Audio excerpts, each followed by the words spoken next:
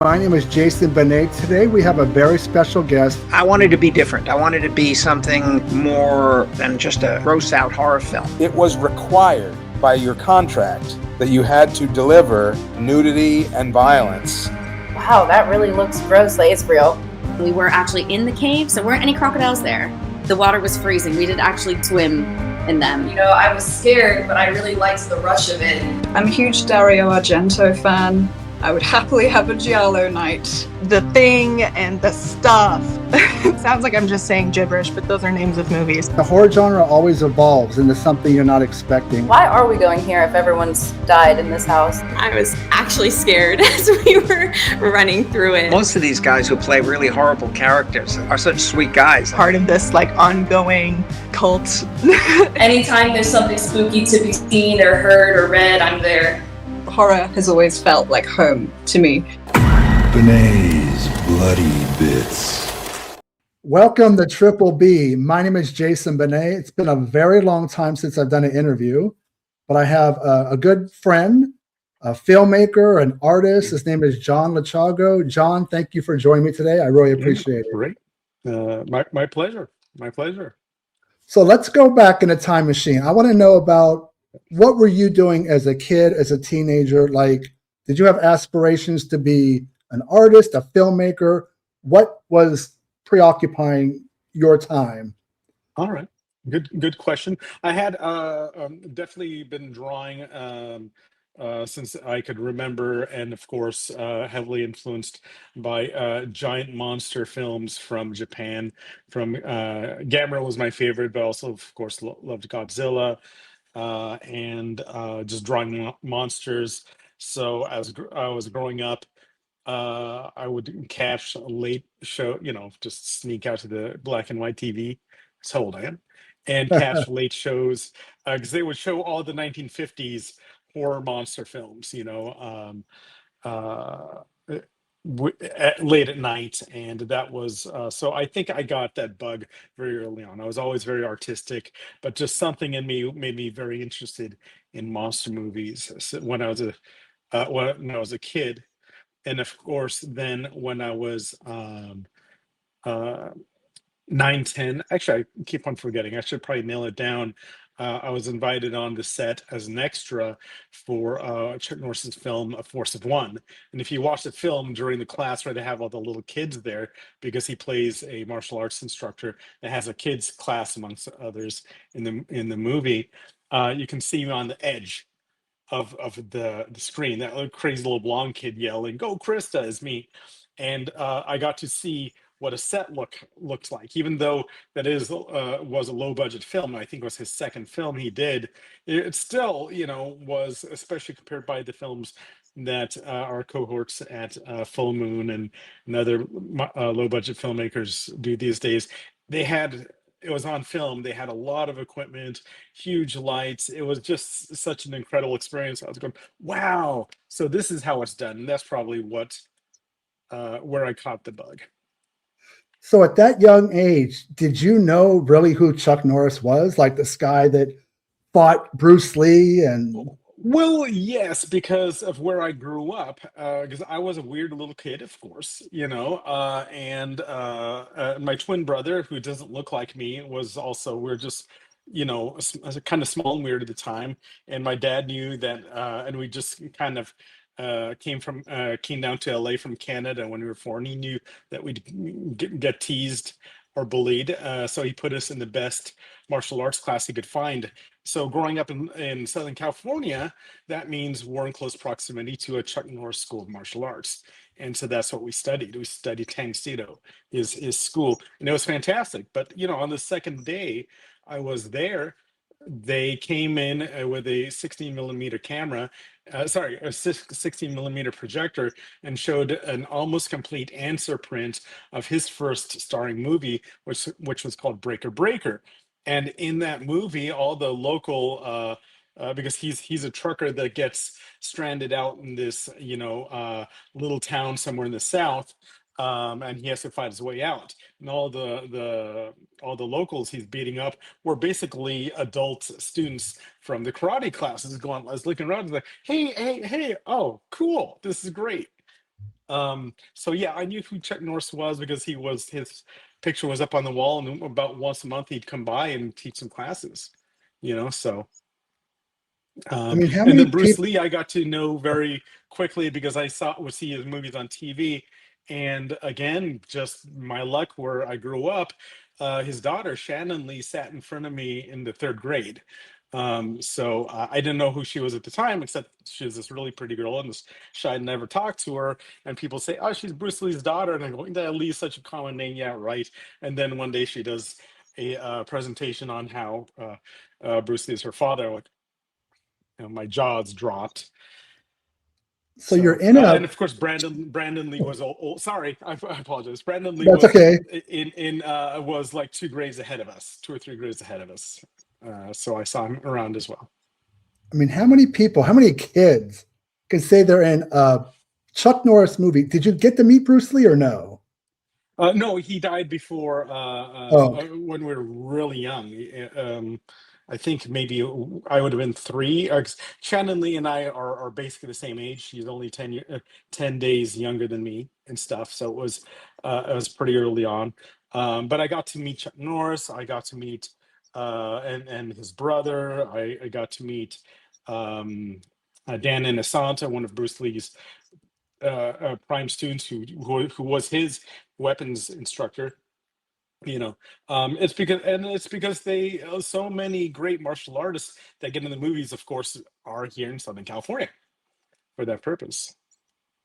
so how do you go from being this blonde-haired young kid in a Chuck Norris film to getting to your, film debut, Blood Gnome, quite a few years later? Quite a few years later, yes, a lot of stuff happened in between. um I think I at one point uh after I was on that set, and saw Chuck Norris, and he was our instructor, but he made movies, and I started to understand how it was done. Then I started to have ideas. I tried to start a movie club at school, which didn't work, but that's fine. Actually, the number one lesson for aspiring filmmakers is you're going to fail and just keep on going, just keep on doing and doing. I've had many failures before I made my first movie. I tried to make a movie when I was 18 in Santa Cruz, California, with a whole bunch of hippies, and I love them to death, but sometimes people just won't show up. I tried to make a movie in high school. I tried to make a movie in Chicago. I actually went back to school, to art school, where I took as many film classes as I could. Then I transferred to another arts and performance art school, which had a real film school in it in Chicago. And that was great because I realized, well, you know what? I should probably learn a little bit more about what I'm trying to do. And that was awesome. I come back out here, and I actually raised up enough money to do um, my own version of El Mariachi, but with not as much success. And then that was a total disaster. We had the whole film in the can, but never got finished.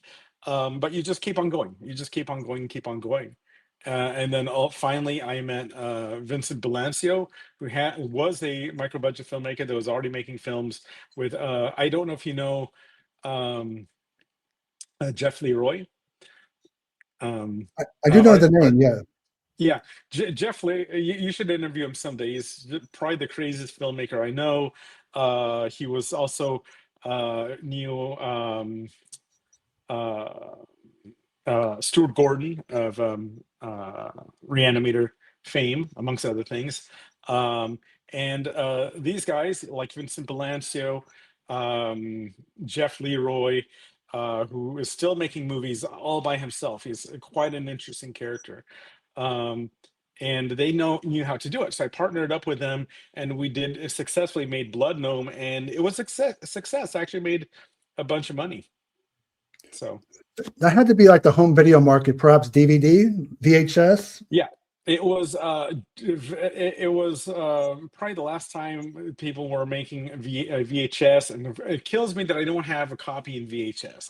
If I had the foresight back then, because in hindsight now I'm kicking myself, even though I would have nothing to play it on, but it have been great if I had a VHS in the original packaging, because it existed at one point. Maybe, who knows, I'll find one of these days.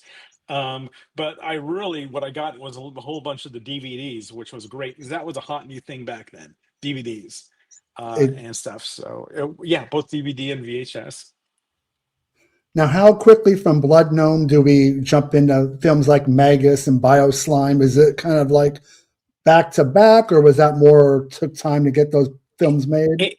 It wasn't back to back. Unfortunately, there was my producing partner made a film with someone else right after making Blood Gnome, and a lot of the profits from Blood Gnome went into that film, and that film didn't work, you know. So the lesson there is I should have fought for him. It's like, no, you got to make another one to me, because I was a success for you. And I'm much different now. I'm much less humble, and you have to be aggressive to a point, because the assholes out there that you're competing with, they're going to be aggressive, you know. So what I say to people say, well, no, I want to prove myself. I want to do a good job. I think my work will speak for itself.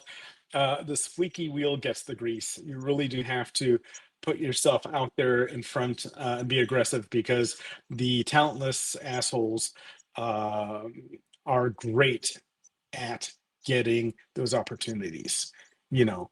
No, it took 2 years to get the next one with a very small budget in comparison, and it did okay. It was Magus, and it was finished off in SD.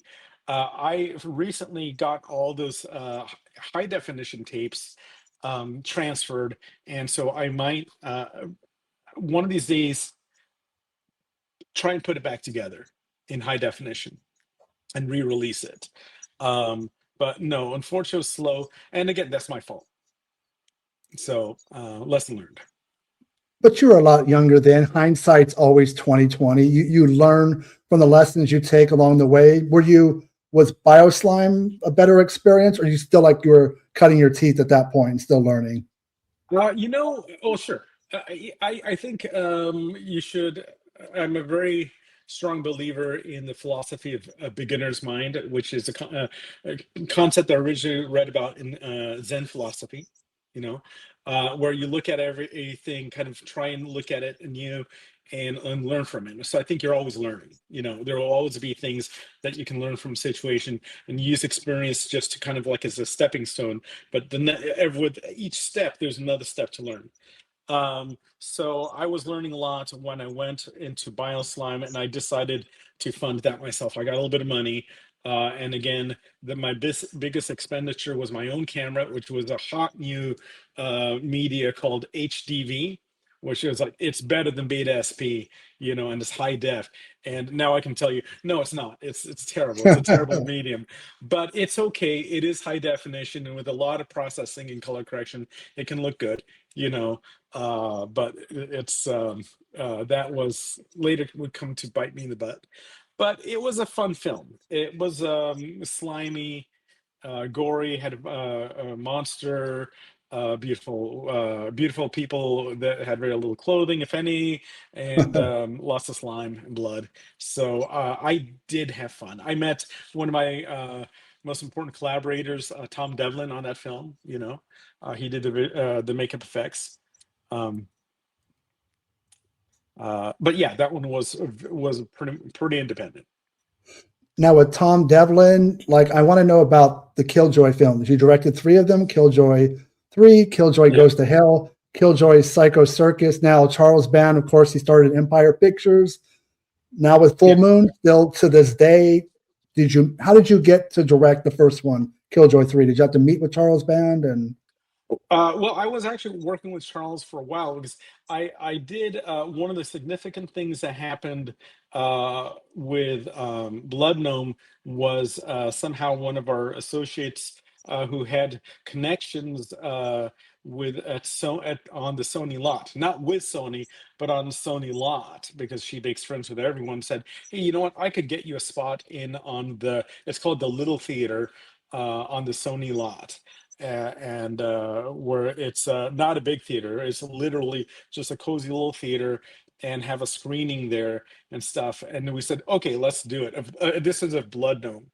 And one of the people who was just hanging out and decided to see, was intrigued in the movie, was Stuart Gordon. And he was in the audience.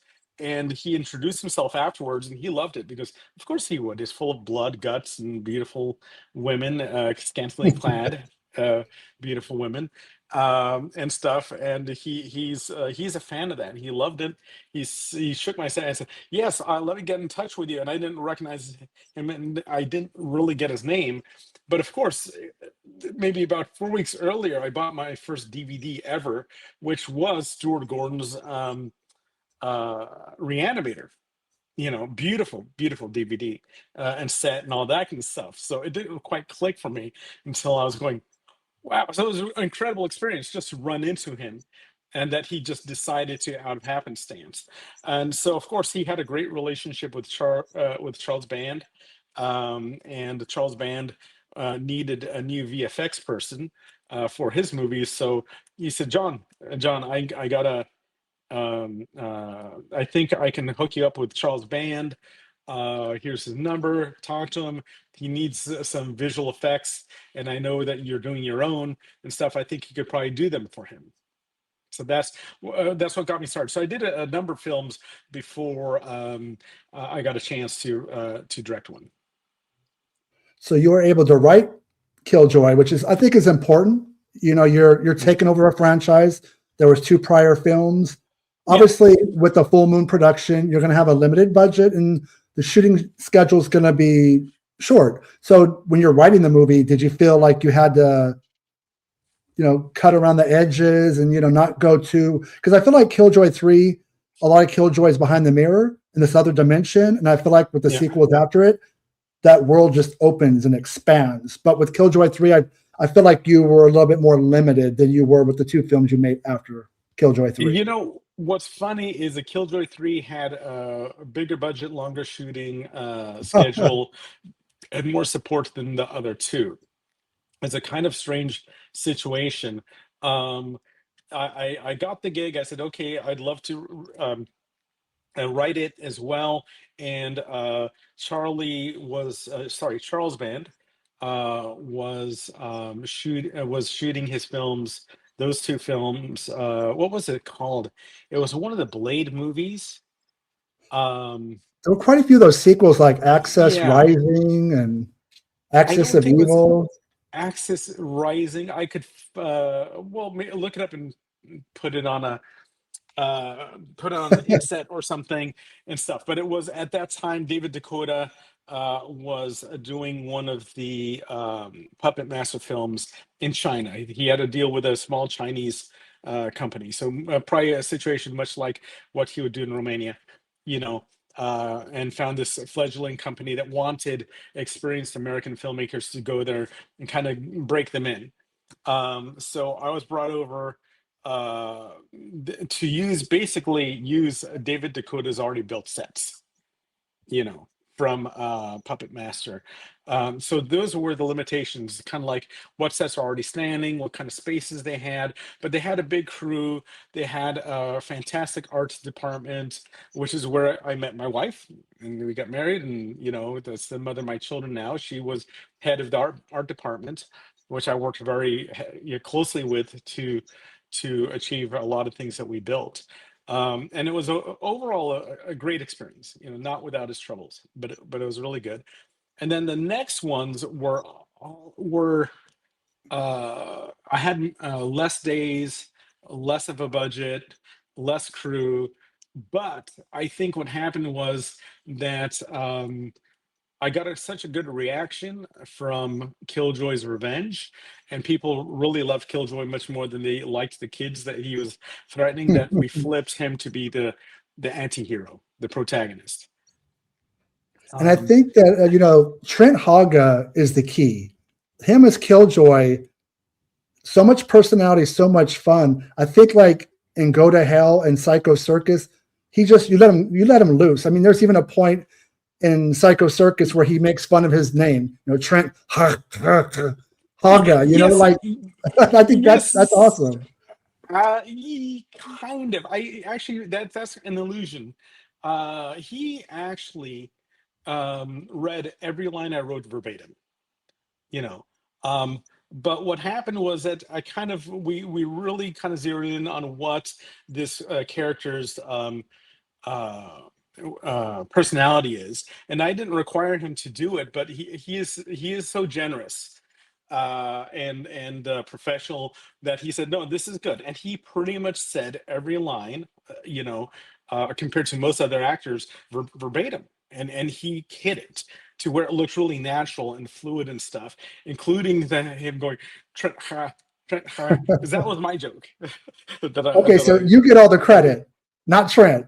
Yeah, no, You're the Trent gets writer. tremendous credit because people think, well, that's not a skill, and being able to, take lines written for you and just totally kill it. So he only improvised a few places here and there as far as lighting and because writing, but he's also a writer, so he does respect what someone else writes. That's the reason why he says it. And when we talked about it, he's like, where he puts in the work is in how he expresses it, which he did fantastic, brilliantly.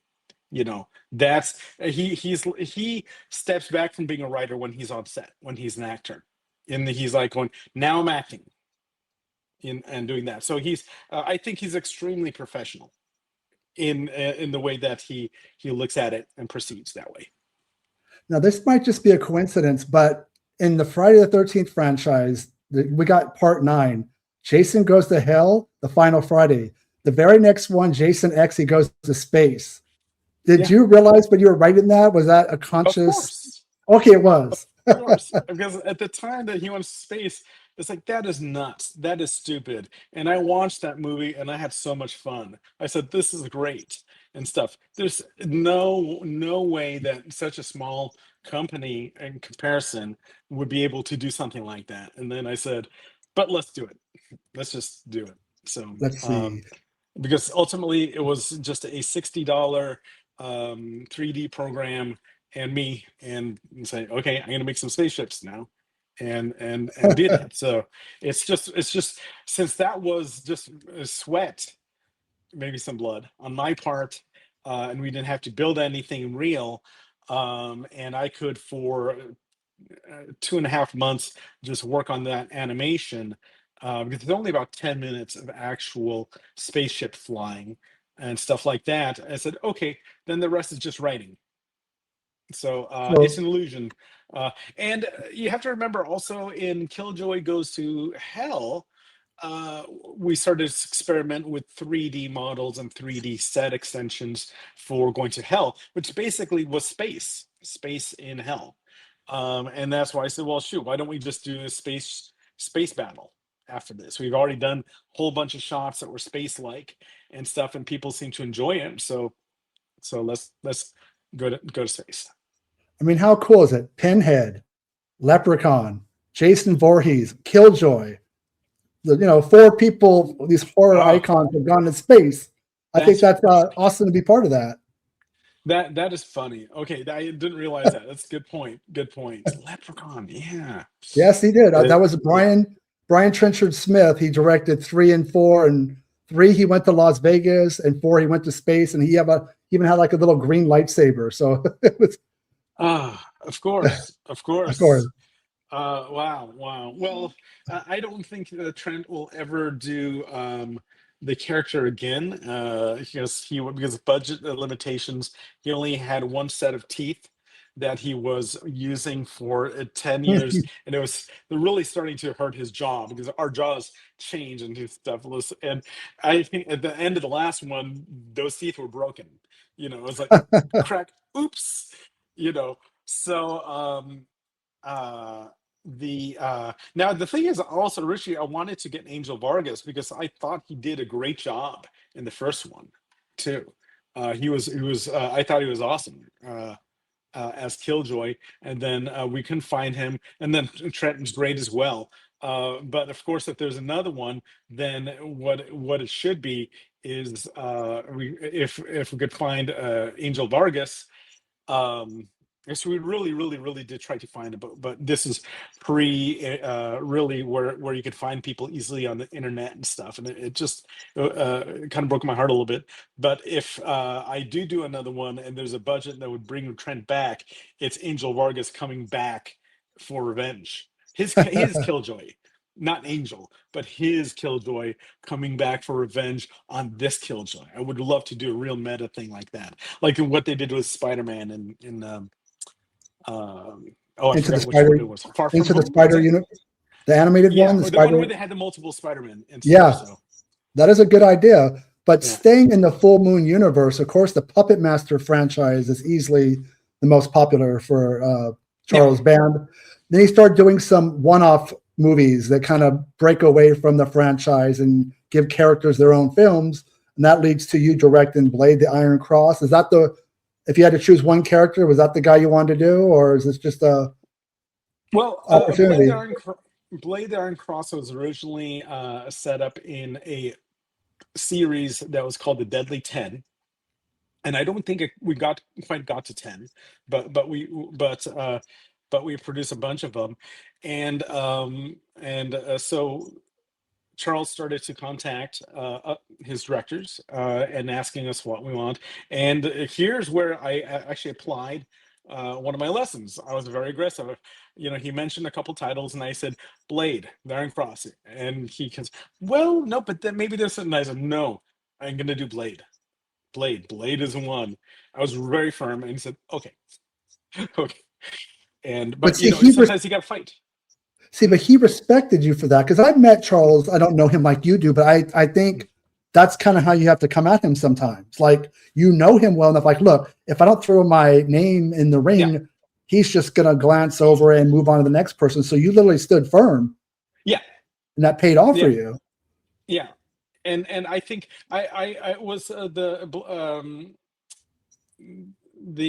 movie. I mean, I wish I had a bigger budget, because the one thing that makes it a little bit difficult is that the art period films, and we spend a lot of time just getting to that, just making everything period clothes, period, you know, props um, so that's quite a lot of energy, which looks great on camera, but it makes things a little bit more difficult, especially when you're working with a kind of micro budget. Um, but it was great to work with Tom Devlin doing the puppet, with the lore of the puppet, trying to make him look more like a hero, more like a good guy. This puppet that we did for the film was by design was bigger, and there were some traditions saying, no, it's got to be this, based on this doll thing, and it's got to be this size. And I don't think anyone noticed that the puppet was bigger, you know. But if it is bigger, it psychologically helps with the movie, especially if it's the main character now. Well, I was kind of distracted by the attractive lead. There's a lot of gore. There's some great gore set pieces. Were those easy to shoot, or did you get your hands in there and get wet and goopy? I'm sure I did. Gore always is fun, and it sucks at the same time. It's just because it's literally a mess. It takes forever, and we don't have time. I'm super jealous of like hearing the some of Stewart's stories, and also director commentaries from like Raimi and stuff, where they had literally hundreds of gallons of fake blood and guts and stuff. And I think the winner, of course, was still oh shoot, why do I forget the director of Bad Taste? And Peter Jackson. Yeah, Peter Jackson on the film Dead Brain Alive. Dead. Yeah. Yeah, I think that he still has the record for most gore in one scene, most gallons of blood and stuff. So where we have 2 or 3 gallons, and stuff, but we really stretched it. We could really stretch it and stuff. And I would love to do one more gore fest where we have at least a couple, 50-gallon drums of gore and blood. That would be great. Well, I mean, there's other films that you've done. I don't know how much gore was used on, like Mortal Game was the last film that you had directed. Kind of like reminded me of Predator, but instead of Arnold Schwarzenegger, you had a woman. Yeah, yeah. I mean, not too much, but at least some. Which is too bad because we shot that one in Canada outside and stuff, and maybe we should have just gotten some of that sweet Canadian maple syrup and dyed it red and just really done it right and everything. But I actually used more gore and blood on Blood Gnome than I did on that movie and stuff. And Blood Gnome also had a lot of gore in it. And people want to check out that film. It's available. I saw it on Tubi, and I enjoyed it. I feel like it's John Lechago's Predator. Wait, Blood Gnome? On Tubi? Mortal Game. I saw it on Tubi. Okay. I was gonna say, wait, I didn't re-release Blood Gnome yet. That one needs a makeover if it gets released at all. That one was sold. Its aspect ratio is 3:4. Is an old TV aspect ratio, and it's NTSC frame rate, and it's SD. So that one would have to go through some. Maybe we have the technology now. I can either do Topaz Labs or find someone that has one of the new upscaling hardware and everything to do a re-release. But yeah, Mortal Game, yes, on Tubi. Yes, that's correct. So one film I want to finish up with, I don't think a lot of people have seen. You actually invited me to the set, and I saw you had your hands and everything. I got to see you, like literally you're touching everything, and you're very hands-on. It was Feast of Fear, Robert Davi, Clint Howard. I believe it was produced by Eric Weston, who had directed Evil Speak, which Clint Howard was in. It doesn't have a home video release. What can you talk about that film that I have a feeling a lot of people have never seen? I think that yes, that one was a bit of a troubled production. I think we shot a lot of great stuff, but and again, you make these films. Sometimes you partner up with other creative people. I'm not going to I'm not going to speak bad of anyone, and so what I'm going to say is just, let's just say it was a logistical problem between personalities. When you have two directors working on a film, one of them has to really step back, and just support. You cannot have two directors unless you're a directing team like the Wachowski sisters, or the other brothers and sisters teams, and which is different. But if you have like two people coming in, probably from micro budget filmmaking, I don't know if personalities would clash, but it's been my experience that especially in micro budget filmmaking, where everything is just a hair's width away from disaster, because our resources are so small, you really just need someone that takes care of the creative and sticks with it and is completely focused on that. And because once you start throwing other things into the mix, or having doubts or whatever, that just makes it, it would be tough for any film. But my biggest successes in micro budget filmmaking is when I was allowed to, without interference, just concentrate on the movie. Just me. I've heard this story from so many people in the industry, how a producer will hire a director to do their job, and then they don't let them do what they're supposed to do. I just think that's, if they wanted to direct, then they should just directed it themselves. I won't speak ill of specific people or whatever, but every time I've interviewed a filmmaker, at least one film they've worked on, if not more, absolute same story. It's like deja vu. And I think that's too bad. So, because you're already battling, a quick shoot, a certain budget. You need so many things filmed in a given day. You don't have time to waste. And I just think that it's counterproductive. I don't understand it. I think I'm starting to understand because I've seen it a couple times now, and I think it just needs to be made very clear at the beginning. It needs to be written into the contract, and a lot of people don't really do contracts at micro budget levels, and that's a mistake. Friends write contracts. Friends make contracts. That helps to keep the peace. Um, but and then clearly defined roles and also contingencies, and you have one person. So the thing is that, yeah, maybe I'm working on my experience. If you don't think I can direct this film and do a good job, then we should make it from the beginning. From the very beginning, shouldn't make it and stuff. Otherwise, as a director, the person is overseeing everything creative. It's all on me. It's all on me. You know, um, if I have trouble with someone else that's also trying to direct and that derails the movie, it's also all on me. By the way, I'll take responsibility for these failures I've also had, but some people shouldn't be expected to be invited to my birthday party next time. So it's just, in other words, I'm saying I'm not going to work with them again. It's kind of productive, and I'll fully take responsibility for what I'm doing, directing and stuff.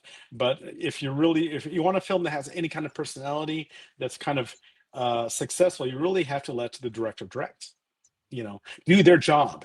Everyone else will do their job too and get the credit. If it turns out great as a producer, you'll get credit for being a great producer. Cast will get credit for doing a great job in front of the camera. Let people do what they are hired to do. What can you talk about that you're working on now? I know there's a trailer for a certain film that I watched. I'm not sure how much you could talk about it, but what's been keeping you busy besides family life? So family life kind of has me busy for a little while until my kids get a little older.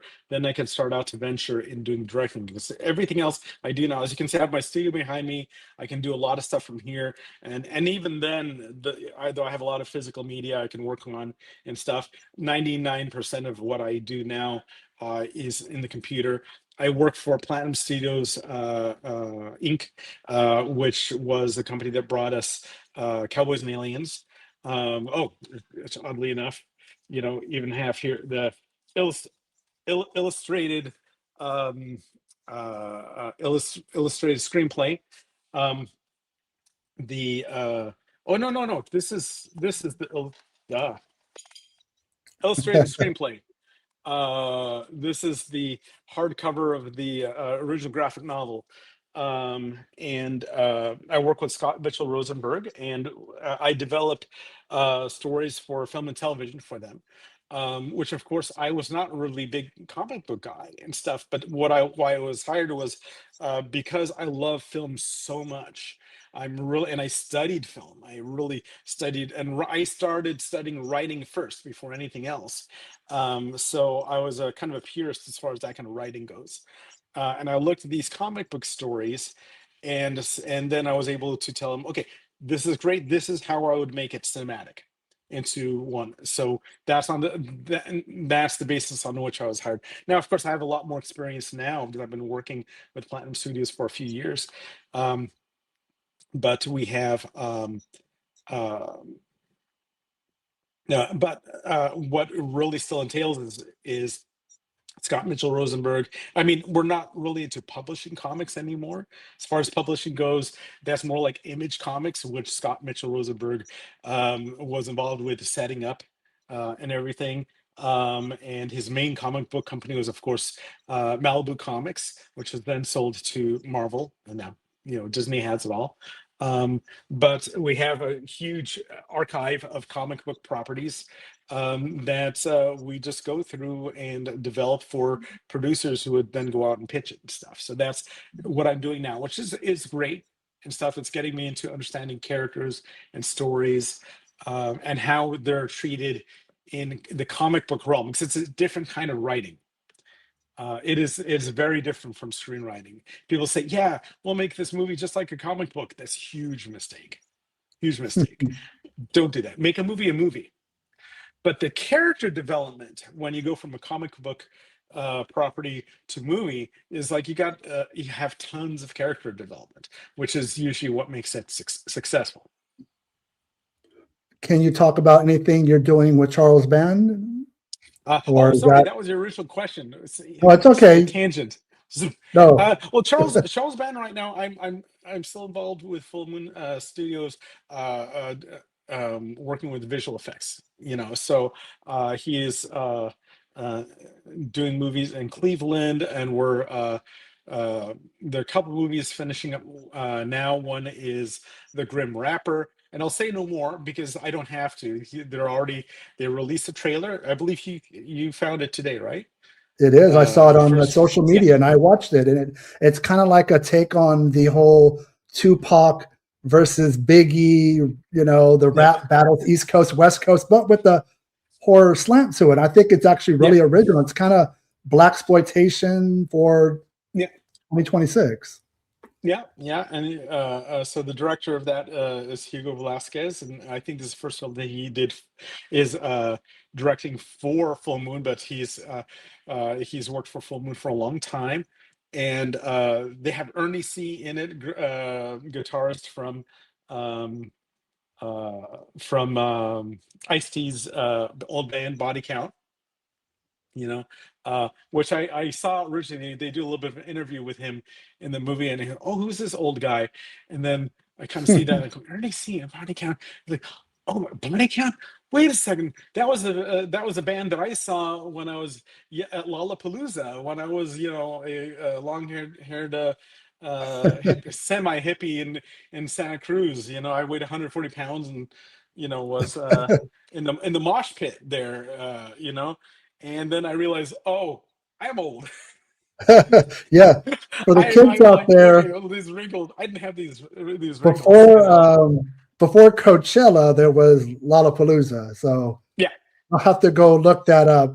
Back in the old days, but I saw the first Lollapalooza, and which was an amazing show. It was really one of the best shows. It was probably the best festival-like show.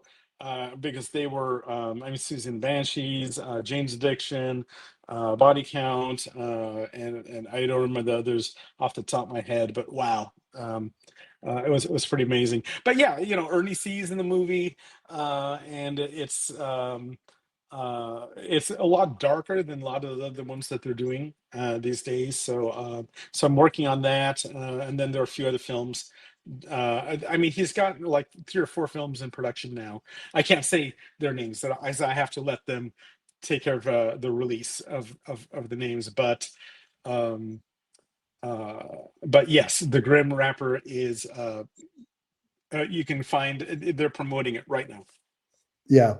Thank you, John, for going down memory lane with me. It's good to know that you're still busy now. Hopefully we see you back behind the director's chair, but thank you for spending time and part of your day with me talking about your career. It was my pleasure. Thank you, everybody out there, for watching this. Comment below and I'll try to get back to them. And thank you very much. And thank you again, John. I appreciate your time. Absolutely. We'll see you soon. Take care, everybody.